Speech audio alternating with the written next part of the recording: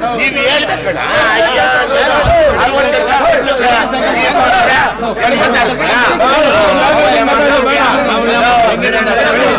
General body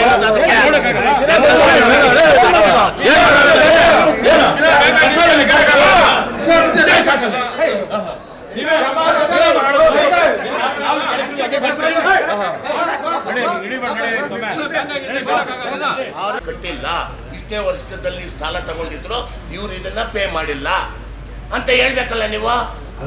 pending ಇದೆಲ್ಲ ಈ ಸುಮಾರು ವರ್ಷಗಳಿಂದ ಹೀಗೆ ಮುಂದೆ ತಿಳಿಯೋದು ಹೋಗುದಾ, ಇದಕ್ಕೇನೋ ಸೊಲ್ಯೂಷನ್ ಇದೆ ಅಂತ ಹಾಕಿದ್ದಾರೆ.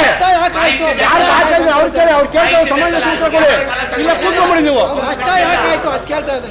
ಸರ್ಕಾರದಿಂದ ಬಿಡುಗಡೆ ₹1 ಕೋಟಿ ಅವ್ರು ಕೇಳ್ತಾ ಇರೋದು ಯಾರು ನಿಮಗೆ ಗ್ರಾಹಕರಿದ್ರೆ ಅವ್ರು ಕಟ್ಟಬೇಕಾಗಿರೋಣ ಸಮಂಜಸ ಉತ್ತರ ಕೊಡೋಕ್ಕಾದ್ರೆ ಉತ್ತರ ಕೊಡೋದು ಸುಮ್ಮನೆ ಕೂತ್ಕೊಳ್ಳಿ.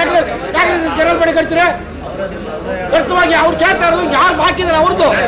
ಸರ್ಕಾರ ಬಾಕಿ ಅಲ್ಲ, ಸರ್ಕಾರ ಬಾಕಿ ಇದೆಯಾ? ಯಾವ ತಿಂಗಳ ಸರ್ಕಾರ ಈ ವರ್ಷದಿಂದ ಆ ವರ್ಷದ ಹಣಕಾಸು ಒಳಗೆ ಕೊಡ್ತದೆ ಬನ್ನಿ ಅಥವಾ ಮಧ್ಯದಲ್ಲಿ ಕೊಡ್ತದೆ ಹೇಳಿ. ವಾಜಪೇಯಿ ಏನ್ ಮಾಡ್ತಾ ಇದ್ದಾರೆ? ನಿಮ್ ಬೋರ್ಡ್ ಏನ್ ಮಾಡ್ತದೆ? ನಿಮ್ ಬೋರ್ಡ್ ಏನ್ ಮಾಡ್ತದೆ? ಬರೀ ಮೀಟಿಂಗ್ ಮಾಡ್ಕೊಳಕ್ ಹೋಗೋದಲ್ಲ.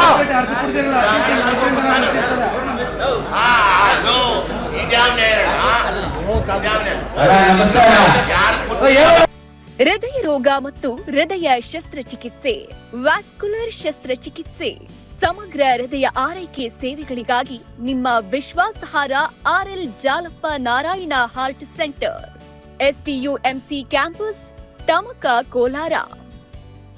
180030090309. ಏನು ಮಾರ್ಚ್ಗೆ ನಾವೆಲ್ಲ ಬಡ್ಡಿ ಮನ್ನಾ ಕಟ್ಸ್ಕೊಂಡಿದೀವಿ.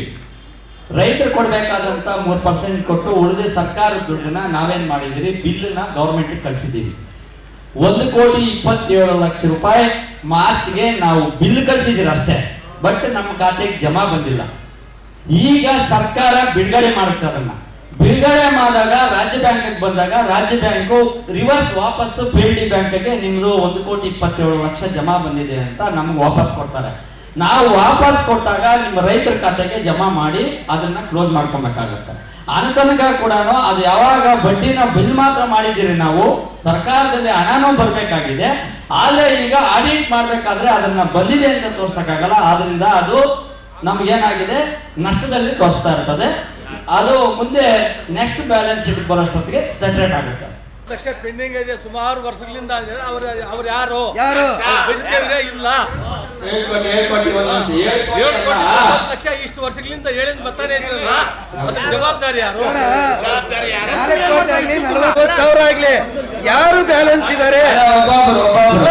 ಇನ್ನು 10 ಜನ ಮಾತಾಡೋದು ಕೇಳಿ ಸ್ವಾಮಿ, ಇಲ್ಲಿ ಇವು ಸರ್ವ ಸದಸ್ಯರ ಸಭೆ. 10 ಜನ ಆನ್ಸರ್ ಮಾಡೋ ಶಕ್ತಿ ಇದ್ರೆ ಮೈಕ್ ಎತ್ಕೋಬೇಕು. ಕರೆಕ್ಟ್?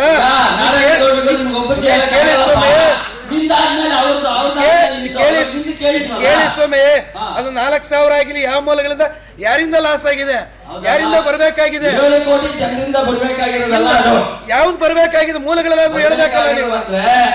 10 ಕೋಟಿ ಬರೀ ಓದ್ತಕ್ಕಂಥದ್ದು ಪೇಪರ್ ಹೊರಬಾಕಿ ಅಂದ್ರೆ ಮೊದಲು ಏನ್ ಮಾಡ್ತಾರೆ ಅಂದ್ರೆ, ರಾಜ್ಯ ಬ್ಯಾಂಕ್ ಒಂದು 50 ಲಕ್ಷ ಕೊಡ್ತದೆ.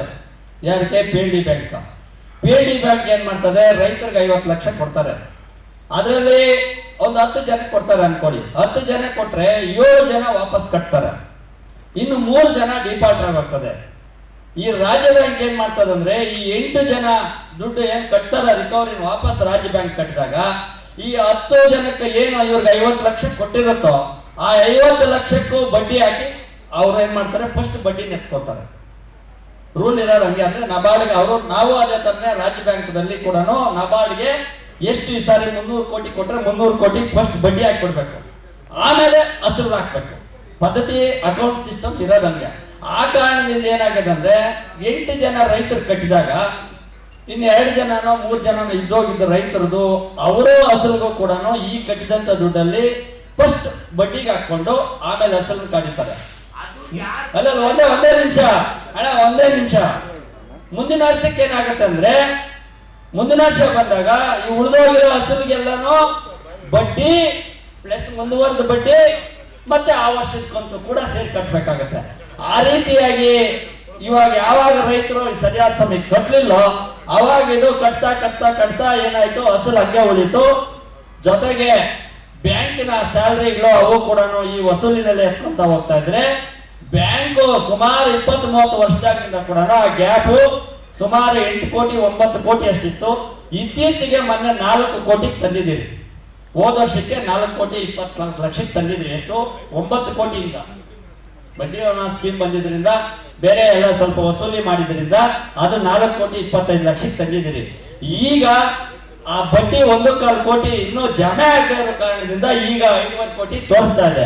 ಆ 5.5 ಕೋಟಿ ಬಂದು ಜಮಾ ಆದ್ರೆ ಈಗ 3 ಕೋಟಿ 75 ಲಕ್ಷಕ್ಕೆ ನೆಕ್ಸ್ಟ್ ಆ ಬಡ್ಡಿ ಜಮಾ ಆದ್ಮೇಲೆ ನಾವು ರಾಜ್ಯ ಬ್ಯಾಂಕಿಗೆ ಹೊರಬಾಕಿ ಅಂತ ಮೊದಲಿಂದ ಇನ್ನೇ ನಾವು ಇರೋದಲ್ಲ, ಸುಮಾರು ಬ್ಯಾಟಣ್ಣವರು ಇದ್ದಾರೆ ಸುಮಾರು ವರ್ಷಗಳಿಂದ. ಇನ್ನ ಮೊದಲು ನಾರಾಯಣಗೌಡರು ಇದ್ರು ಅನಿಸ್ತದೆ, ಎಲ್ಲಾರು ಆ ಕಾಲದಾಗಿಂದ ಕೂಡ ಅದು 9 ಲಕ್ಷ ಇತ್ತು, ಅದು 9 ಕೋಟಿ ಇತ್ತು.